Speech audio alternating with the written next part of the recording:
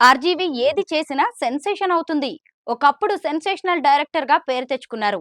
ఇప్పుడు మాత్రం తాను తీసే కొత్త రకం సినిమాలు, తన సోషల్ మీడియా పోస్టులు, పార్టీలతో వైరల్ అవుతున్నారు. ఆర్జీవి ఎవరైనా అమ్మాయిని పరిచయం చేసినా, ఎవరైనా అమ్మాయితో ఫోటోలు, పార్టీ వీడియోలు షేర్ చేసినా వారు ఫేమస్ అవుతుంటారు.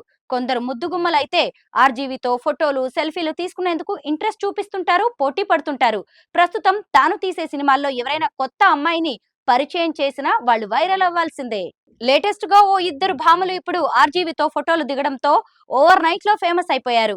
ఓ పబ్ లో నటి రీతూ చౌదరి, సురేఖ వాణి కూతురు సుప్రీత ఆర్జీవితో ఫోటోలు దిగి సోషల్ మీడియాలో పోస్ట్ చేశారు.